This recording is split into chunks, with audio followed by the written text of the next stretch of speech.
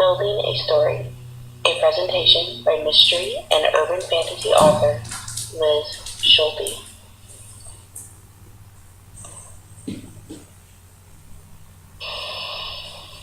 Hi, I'm Liz. I am your host today for Building a Story. Thank you to Literary Addicts for having me, and thank you for coming to listen. I love to talk about writing and all aspects of writing. So if you have any questions or my presentation is over that you would like to discuss further, feel free to contact me.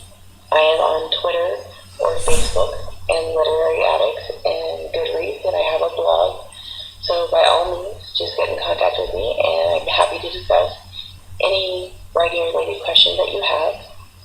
I have written 7 novels. 2 of them are mysteries, and 5 are urban fantasy. I have another mystery that's releasing next month. So let's get started. Are you a plotter or are you a pantser? A plotter is someone who outlines or plans his or her novel in advance. A pantser is someone who does not plot and writes a story as it comes to him or her. I want to start off with saying neither method is wrong. You should try both methods and figure out which one works best for you. When I first started, I wrote my first book, Dark Corners, as a pantser. I had a first line and I had an idea for the story, and that was it. I sat down at my computer, and over the next 3 months, I wrote the book. And then when I finished it, I read the book, and I noticed that there were a lot of inconsistencies, and maybe my storytelling wasn't as good as it could have been. So it was at that point that I had to start really putting a lot of work into it. I had to restructure, I had to weave in plot elements and mystery, or clues and red herrings to really fill out the mystery and make it more publishing worthy. So it took a lot of work on the second draft, but if you're a plotter, there's a lot of work that goes in before you even start writing. So it's really a trade-off. I don't really think that there's one method that's superior to the other method. As I have continued to write books, I'm becoming more of a hybrid. I still have some pantser tendencies, but I do a lot more plotting now than I ever did before. I like to go into the novel with a more general idea of exactly what's going to happen and how I'm going to get there. But at the same time, I don't want to stifle the characters to where it doesn't feel natural. So it's all about finding the balance that works best for you and what suits your personality.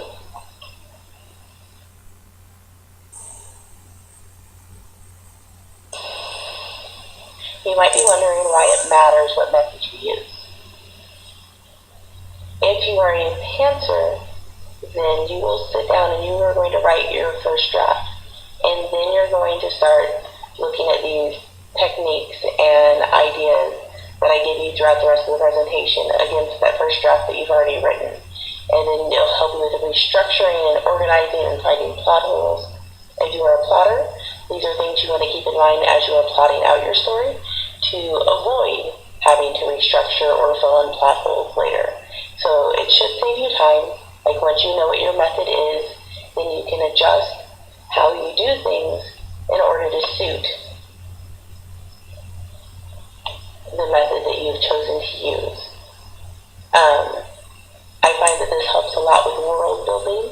If I'm going to go into a book as a plotter, then I'm going to start my world building early on. I'm going to figure out exactly what the rules are of my world and have them laid out. When I go in as a pantser, I have to keep notes as I write as to the rules of the world that I'm setting up, so that I know later when I'm going back and editing and going through my second and third draft that I'm staying within the rules that I have set. Now, we'll talk more about world building later, but I'm going to talk a little bit about it right now. I've had people tell me that they don't have a world, that their book is just set in the normal world like that we all live in. But that isn't true. Every book has its own world. It doesn't matter if you write romance. It doesn't matter if you write children's literature. every book has a world established. So what I mean by when I say world building is it's the life that somebody is living. For example, my life is not going to be the same as your life. And so when I start telling a story about my life, you have to set up what is normal for me versus what is normal for your reader. So by establishing that normal, you are establishing a world. And within any world, there are rules. And they may be the same rules basically as our world, but the way your character reacts and all of that is based on how she perceives or he perceives his or her world. So I hope that's clear. As I said, we'll talk more about world building later, but I just wanted to kind of get that idea in your mind that writing any novel, you are creating an entirely new world for the reader to lose themselves in.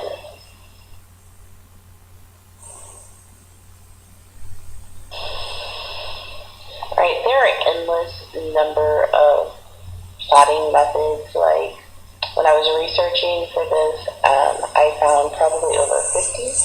I just named a few below that are ones that I have personally tried. I've tried outlining. It did not work for me. It came off, when I started writing, I wrote about 40,000 words in a second novel of my series, The Guardian Trilogy, and I threw it all away because it was wooden and it just wasn't working. And so that was not a method that works for me, but I know a lot of writers who do really, really well with outlining. There's the snowflake method, which basically is you start with a point and then you start building out from that point. There's the 30-day method. There's a reverse outline. Reverse outline is you start at the end of the book and you work your way backwards. There is the beginning, middle, and end. With that, you basically write a paragraph of what the beginning is going to be, what the middle is going to be, and what the end is going to be. It's kind of like writing a synopsis before you go into write. Flowcharts. I use flowcharts all the time. I absolutely love them. I'll use them just before I start writing a scene. I'll use them when I get close to the end of the book just to get me to the end and make sure I close off all of the plot elements I still have open. And so basically with that, you're just going to take what happens and you'll have, like your hero is going to do something and then you'll have an arrow which will lead to this, which will lead to this, which will lead to this. And you can carry it out until you get to the end of your story, or you can carry it out until you get to the end of your scene. You can really just do whatever it is that you need to do to get you through.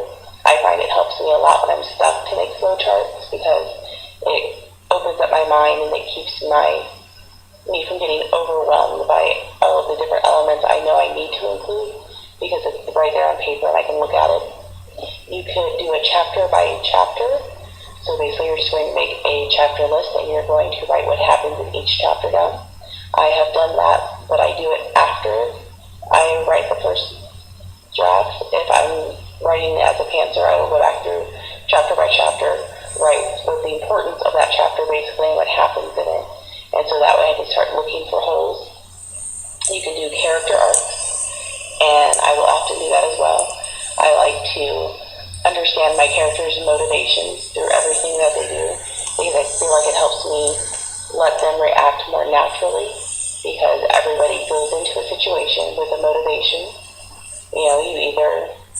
You drive to the store because you are motivated to buy groceries.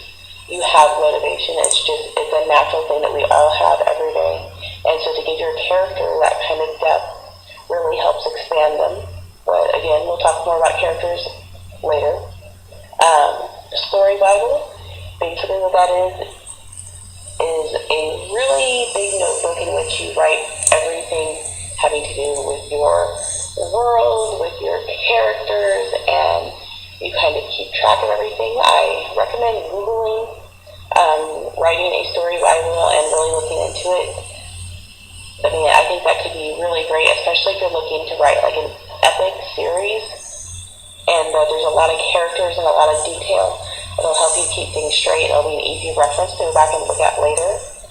But if you're writing a standalone novel, I mean, it might take more time than it actually helps you. The list keeps going on. If none of these methods work for you and you aren't a pantser, then by all means, just keep looking into them and trying new methods, because there are constantly new methods being presented and being put out there, and just find whichever one works the very best for you.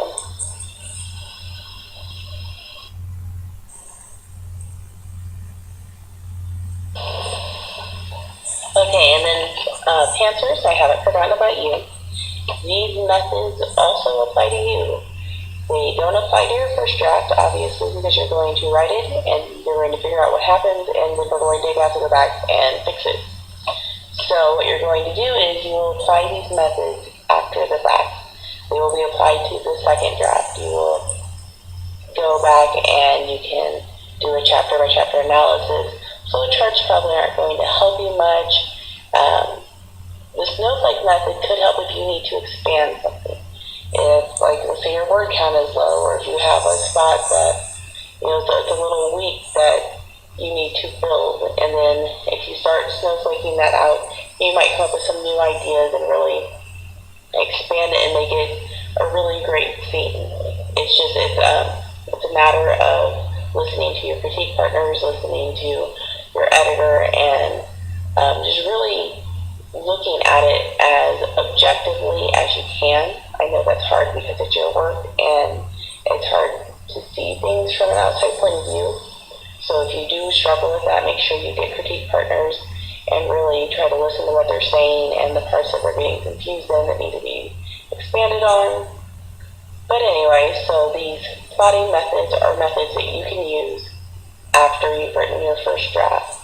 So don't dismiss them just because you're not a plotter.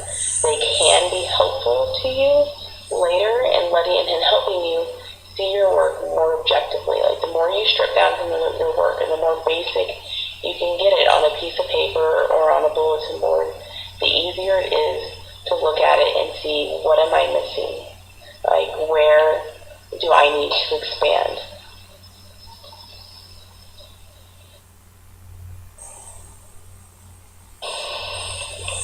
Okay, so now we're finally getting into what my whole presentation is about, story building. We're going to get into a little bit here with story engineering and how we build a story. There is the classic narrative structure.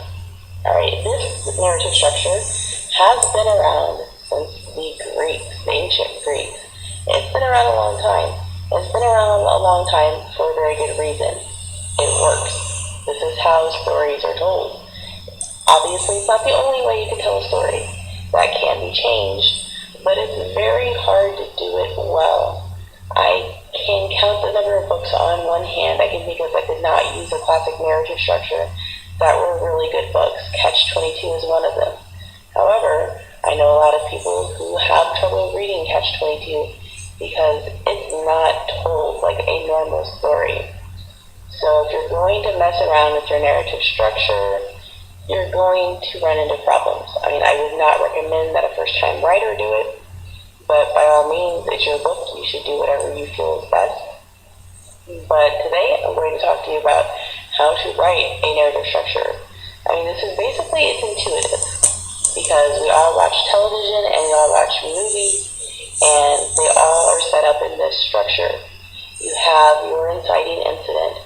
If you think about a television show, let's say something like Castle or any of the Law and Order shows, it starts off with a murder. Something happens that brings the main characters into the case or into the drama. And so you're going to start off with this inciting incident. And from there, you're going to have building action. This is the largest part of your novel. It's going to be the clues, and it's going to be them figuring out what's happening. Or if you're writing romance, it's going to be the buddy relationship, and it's going to be growing, and the obstacles that they have to overcome in order to get to the end point. The end point is the climax of the story. It's the big fight scene. It's whatever you're building building towards. It's right before your ending. You have the climax, and then you have a small period of falling action. Not long at all. Like after the climax, the novel ends pretty quick. So you have your falling action and a resolution, and that's it.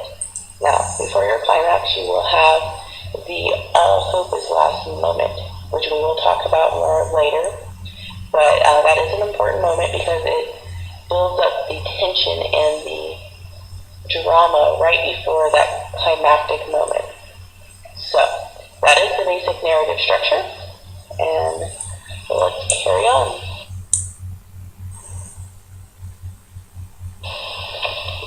Okay, there are 4 things you need to know to begin your novel.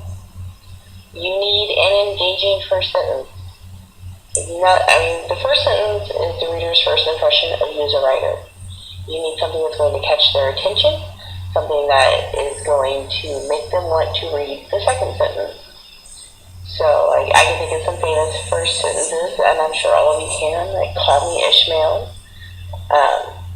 A single man of good fortune must be in want of a wife. There are these sentences that make, a bold declaration. They make the reader want to read on to see exactly what you're talking about. So that is a very important part. You need to make sure you come in with a good first sentence. I start every one of my novels off. I don't start writing a novel until I have a first sentence in mind. My first sentence is rarely ever gone back and edited either.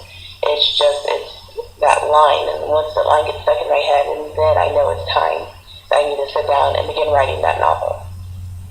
The second thing you need are characters. Characters are so important. You need to know your character pretty well before you start the book. You need to have a good idea of where they are in their life, what they're thinking, and what they're feeling. And that way you can start the book strong, because you don't want to get where you're just getting to know the character, because then the reader's going to feel like they don't really know the character. You want the reader to make that instant connection with the character from the beginning. So that should be a big focus as well as you're starting off your novel, is you want to make sure that the character has a strong presence. You need to establish the normal for characters, which that means what is their normal day-to-day life. You're not going to have a lot of normal in there. The normal, will just be for a small period of time before the inciting incident, which generally happens in the first 1 or 2 chapters. And that's going to set up what the reader, well, set up for the reader what the character has at stake. They have their normal life going on, and then something happens, and suddenly they are shoved into this different world, almost, like where their world has changed, regardless of the genre. It doesn't have to be fantasy for them to be in a different world. Like with a romance, the person is living their normal life, and this is what they do, and then suddenly this male character or female character is introduced, and then everything goes sort of haywire, and you're in situations that you wouldn't have normally been in. And so that is why you establish your normal. So when things change, the reader is aware that this is not what would usually happen on any given Tuesday in the character's life. The 4th thing you're going to have is your inciting incident. An inciting incident is what draws the characters into action. I know I've said that before, but it's really important. You need to make sure there's a reason why your character is getting involved. There was a murder and they're a police officer. There was something that happened that made the main character want to get involved in something that is going to disrupt their normal, peaceful life. And there will always be resistance to that from your character, because people, in general, we resist change. So the character is not going to necessarily want to, but after the inciting incident, they will feel as if they have no choice.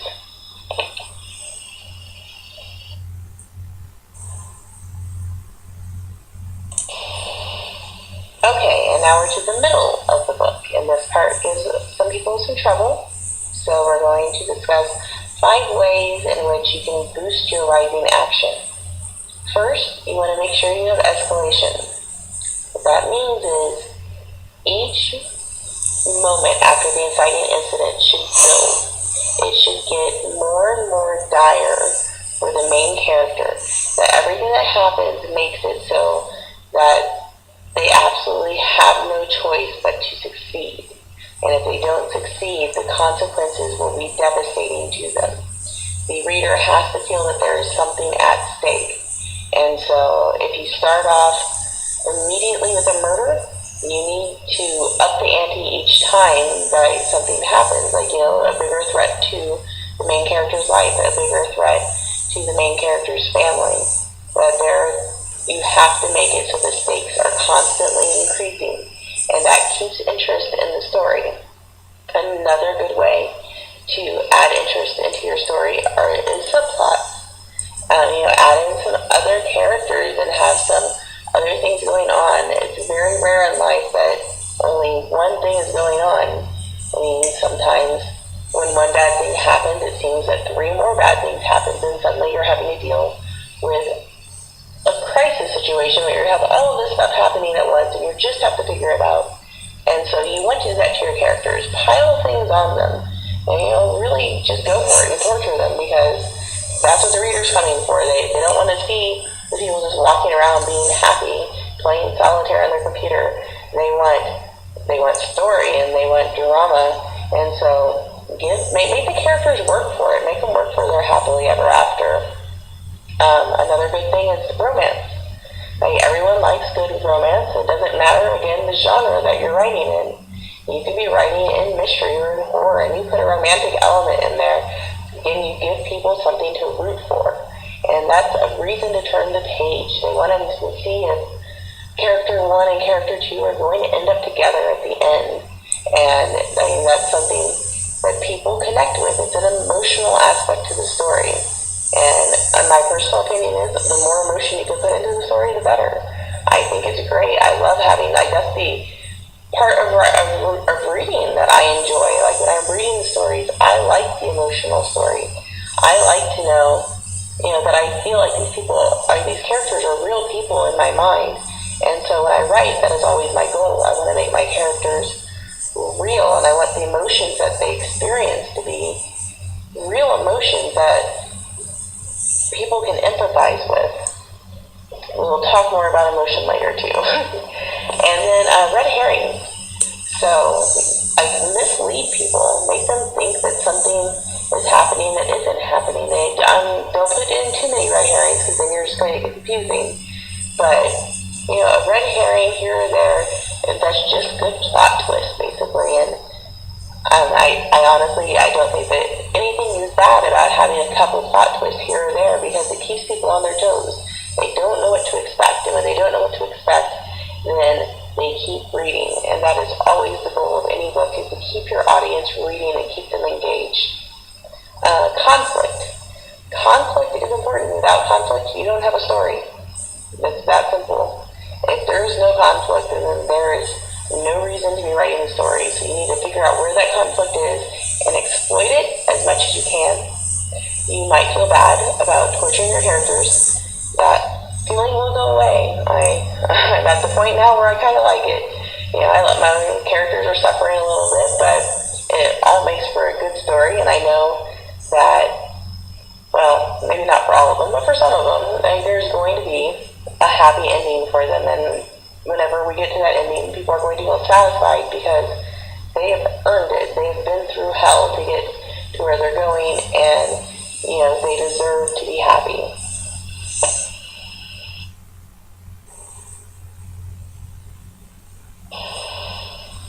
Okay, and then finally we're at the 5 elements for a sensational ending. You're going to start with the all-inclusive last moment. I put that in the 3rd part, when I guess it should have come at the end of the 2nd part of the middle, but it makes more sense to me to tack it onto the ending. The all hope is lost moment is that moment right before everything works out. It's that moment right before the climax hits, and it looks like there's no way the hero is going to win.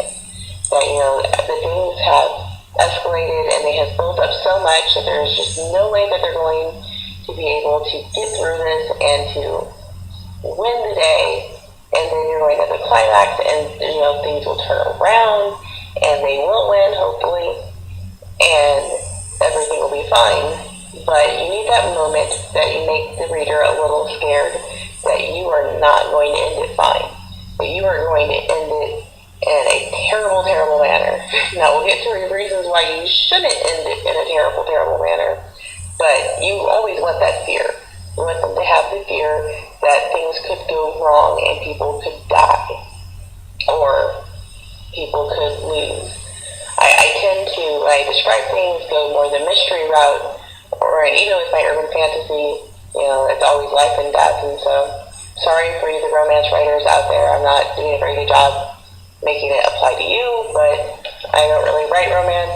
I have romantic elements, but it's not part of my story, so I'll try to, I'm trying to include them. I'm sorry if my examples are kind of lame. We'll just put it like that. So anyway, after that you have your climax. The climax is the part in the book where it's the big fight scene. It's whatever you've been building towards the whole time. And so you want to make sure that that is good. I mean, you want there to be a payoff. You've had all of this build up and you don't want it to just be like, and then everything worked out. Because that's not a satisfying ending. People aren't going to come back and read your second book if you do that to them. So if you have all of this build up, make sure you have a payoff at the end. You want a big fight scene. You want a big emotional scene. You want something that is going to make the reader not be able to put the book down and write you the next day that they were up until 4 a.m. reading your book, because that means that you've done something right. Okay? Your following action is going to be short. It's going to be, you'll have the fight scene, it'll be over, you'll wrap up some stuff, like whatever is happening, you'll wrap up, the mystery, the killer will be killed or arrested, you'll wrap up the love story, the couple will get together, and then you have your brief moment of resolution. I like to do epilogues for that, where I skip ahead a little bit in time and sort of show them as, kind of having to work things out, being a little bit happy. I like to give that little extra bit of information because whenever I'm reading, that's personally what I like. I like epilogues. I like to know a little bit more after the fact because we work so hard to get to the end of the story that I want to know that I want to see a brief moment of everything being fine. The resolution also gives you the opportunity to show the character growth. Because as you're going through this, your character will have its own, or his or her own emotional arc. And so where they start at the beginning is not going to be where they ended, because all the things that happened to them from the beginning to the end have changed them. And so in that resolution, you're going to see that change in action. And you're going to see the character's new normal. And then, if you're writing a series, you always want to end it with a hook. Something to bring them into the next book. It doesn't have to be a cliffhanger. And, there's a difference between a cliffhanger and a hook. The hook makes them want to read the next book. A cliffhanger cuts off mid-scene and leaves people hanging. Cliffhangers tend to make people mad, but I'm not saying they're not effective because I think they are. I think people still run out and buy the next book because they've been ended on this cliffhanger. But they will also do the same if you have a hook, and maybe they won't be as angry with you.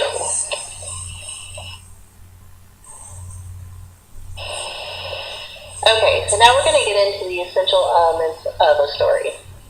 And I will talk about each one of these in depth, but right now I'm just going to read them.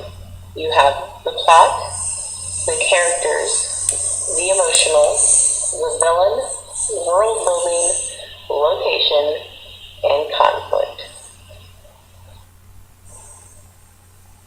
Alright, so on to plot.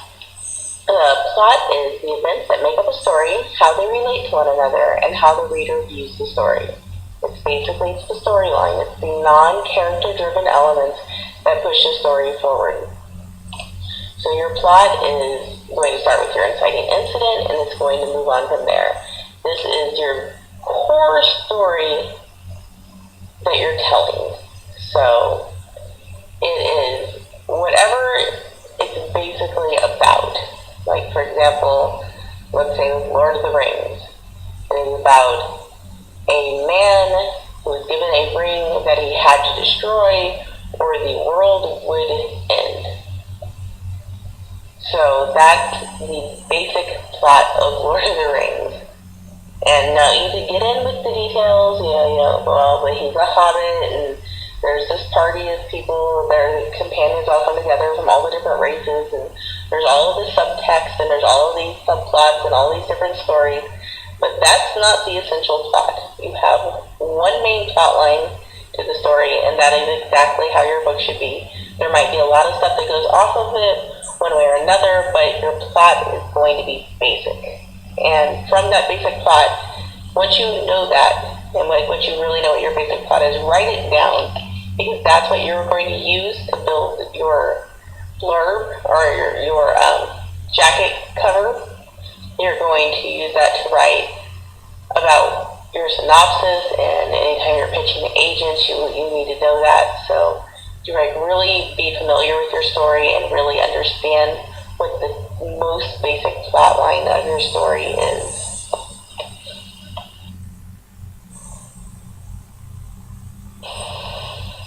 Okay, so now we're moving on to one of my favorite subjects, characters, and I will be doing a workshop solely on character building, so I'm not going to go into a huge amount of detail right now on like how to build your character, but this is, in my opinion, an essential part of the story. Alright, the characters are the life of your story. They are what make it real. Like, they're the blood that runs through the veins of the story. You can write a book without great characters. I think that's been done. Where, the characters are pretty moderate. You really never learn a lot about them. You don't care about them. It doesn't really matter to you when they die. And that's fine. But in my opinion, you're never going to write a great book that doesn't have fantastic character development. Look at a series like Harry Potter. You care about Harry. And like by the last book, I was just an emotional wreck whenever I read it. Because, I felt so intensely for absolutely everything that happened to him. And I just wanted him to have a good, happy life. And I think that's important. I think if you can manage that with whatever you're writing, then you will definitely find your way to success, because that is such a huge element for bringing people back to you as a writer. If they like your characters and they empathize with your characters, then that makes them want to read your next book, and that makes them want to maybe reread your book. I've had people reread my books multiple times, and I think that's wonderful. Like, I love to hear that. I love to talk about things like that with my readers, because it's just fun. And that's exactly how I am. I reread books because I love the characters so much that it feels like they're real, and it feels like you almost miss them when you finish reading. So that's always what you're going for when you're writing a character. You want them as three-dimensional as you can make them, which means let the things that happen in their life affect them. Let your character be in a bad mood if they're in a bad mood, or let them say inappropriate things, because that's life, and that's what we all do, and that makes them real. And I just think it's so important to focus a lot on characters and really get to know them, and make sure that they're not just they're not flat two-dimensional characters that no one's going to care if they die, because that's just sad, and you want people to care if your characters die. But anyway, as I said, I won't harp on and on about characters, because I will be having a whole presentation in which I can bore you guys with all my thoughts on character building.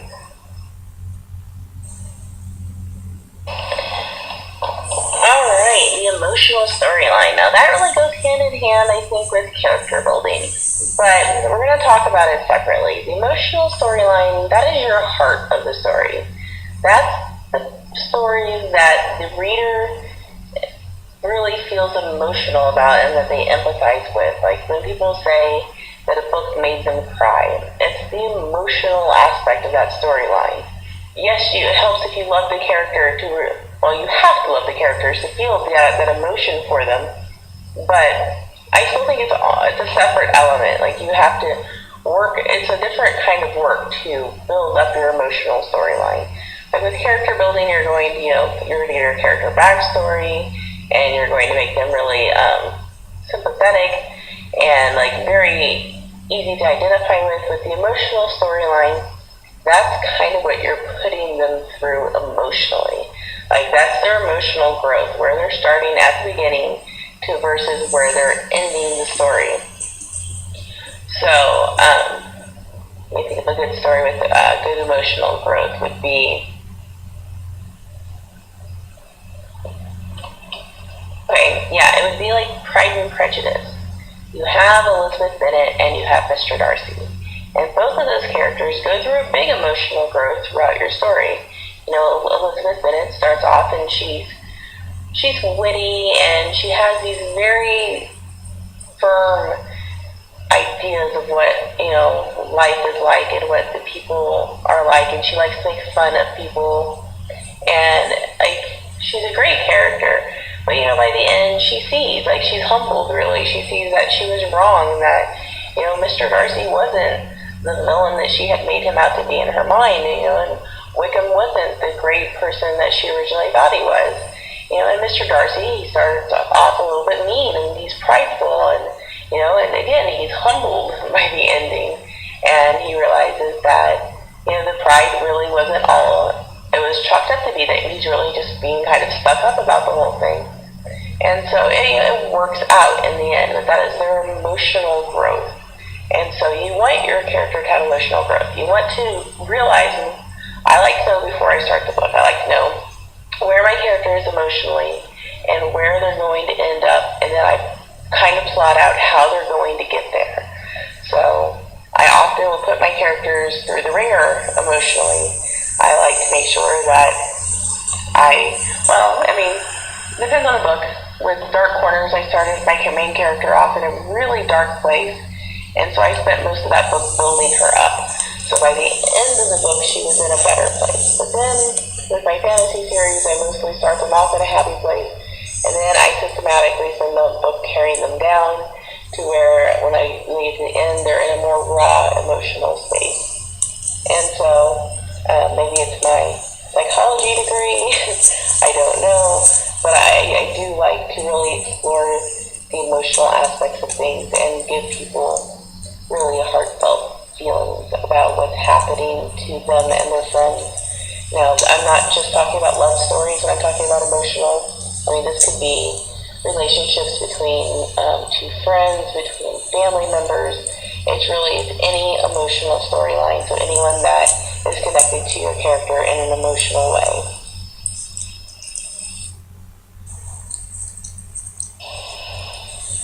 So villains have become one of my new favorite subjects. I'm very interested in villains at the moment. I think that in my books in the past, like, my villains are okay, but they could be better. So I'm going to start with a good villain is someone who is scary, smart, and the ultimate challenge for the protagonist. So you definitely want someone that the protagonist can't beat quite so easily. It's going to be a challenge. It'll be touch and go whether or not the protagonist can even win. All right, a great villain, though. A great villain is sympathetic. And the difference that I'm trying to make here is that with one villain, it's still this person that the reader can look at as just an evil person. Like, oh, that's just the bad guy. It doesn't really matter what they're doing or what they're thinking. But if you take the reader onto this journey that you make, and you're able to make the villain a sympathetic character, then suddenly you have a lot more of a complex story. And the reader is going to look at it differently, because they'll be able to put themselves into the killer's shoes or the villain's shoes and see, if I were put into the same situation, would I have turned out any different, or would I be the villain? I think a lot of villains, probably in stories, don't see themselves as a villain. They don't wake up in the morning and they look in the mirror and they think, oh, what evil deeds am I going to do today?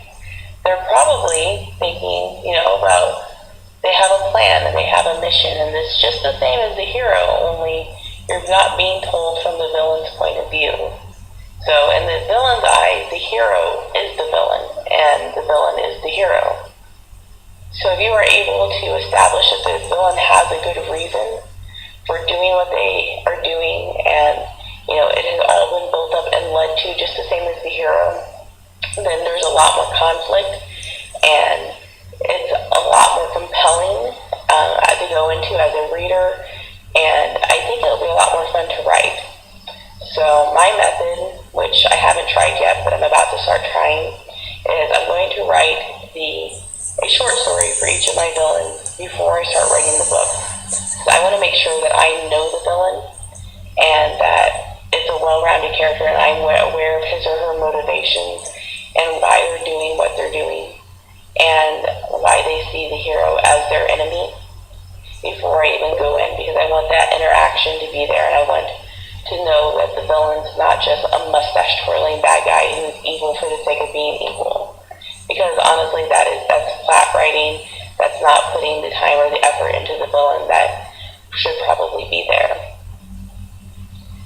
And if you're looking for good examples of really great villains, like look at Thomas Harris in Silence of the Lambs.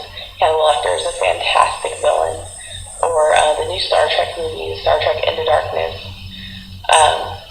John Harrison, who's played by Benedict Cumberbatch, he's a fantastic villain. He's probably one of the best villains I've seen recently in movie history. And he's a very compelling story, and you feel very sympathetic for him. And it's easy to identify with him. And so if you can accomplish that in your writing, then you're going to be writing very strong villains, which will hopefully lead to very strong stories, plot-wise and structure-wise. So good luck, and hopefully you're able to find and make some really strong villains that people can really connect to.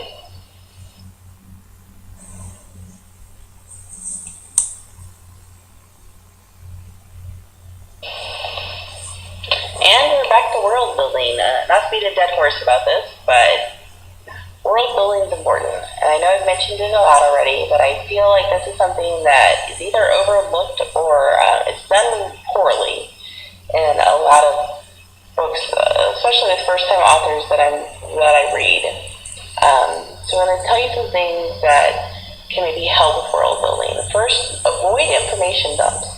And what an information dump is, it's when you just tell the reader everything they need to know about the backstory of the character in one setting. So you dump all the information that you have on the reader, and really that gets boring. Nobody wants to read that. They're just going to skim it. So if anything's important in there, they're probably going to miss it, and then later they're going to be confused in the story. It's better to weave this stuff in and to not just throw it all out there at once. So, on that note of the weaving things in, this is how you're going to do it. Alright, you're always going to show rather than tell when you can. So, if you can show something about the world that you don't have to then explain, that's better. So, if you could, it's in the world, the sky is green, and you show that to the reader, and then they can picture it in their mind, then you don't actually have to use exposition to tell them that the sky is green, because they will have already seen it through the narrator's eyes. Okay? You want to use dialogue as much as you can while you're story building, because that moves a lot faster. Because normally, people don't talk in large paragraphs. That's a few sentences or one or two sentences, and it's back and forth.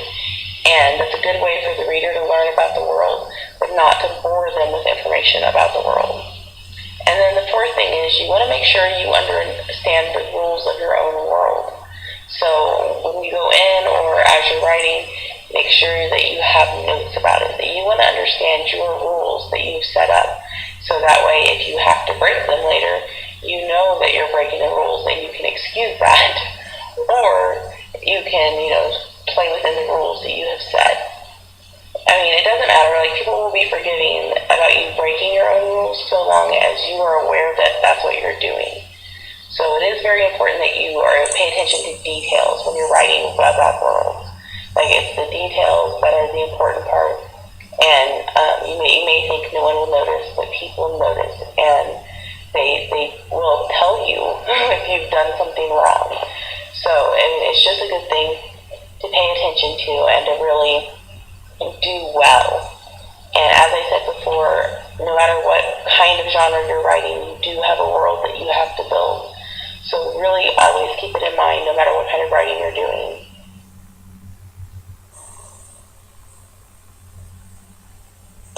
Okay, location.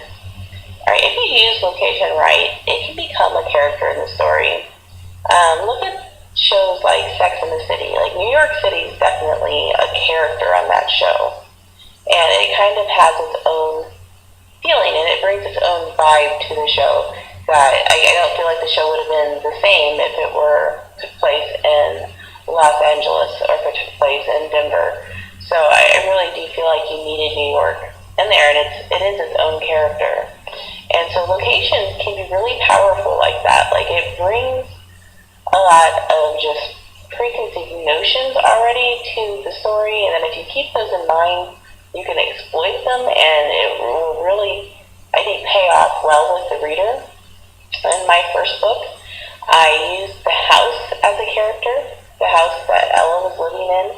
It kind of had its own life force, and it was like, she often referred to it as a person, and she talked to it like it was a person. And so it was, it's a house, it's an inanimate object, it's the setting, but at the same time, it lent a lot to the story and to the mystery to have this character that never spoke a word, but yet spoke volumes on the page.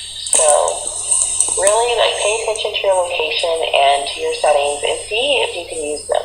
See how you can use them to enhance your story.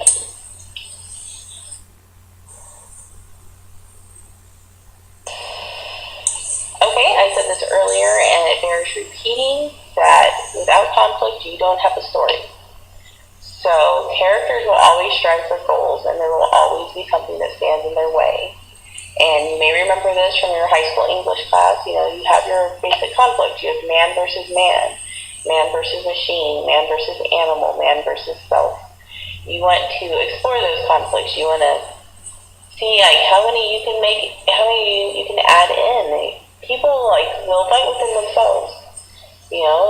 Sometimes we are our own worst enemy.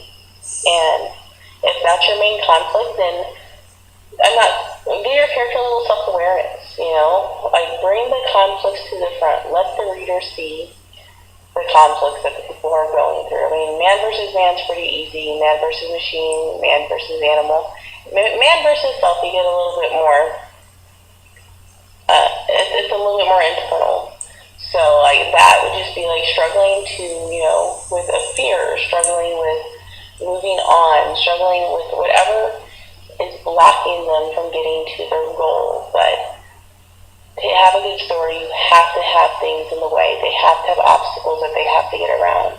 I'm not saying these obstacles have to be walls, but they have to have something that challenges their every step. Nothing should come easy to the character, because that's not exciting writing. And you always want to be writing your book as exciting as you can, so that people want to keep turning the page.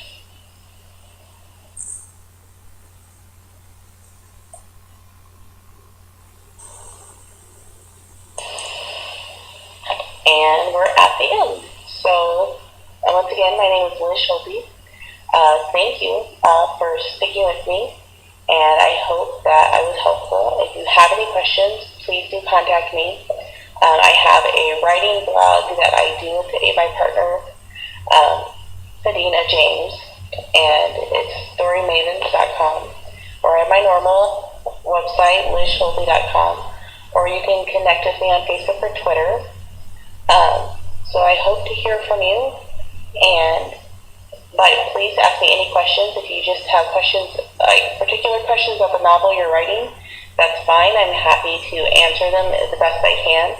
So, good luck, and I wish you all the best. Thanks.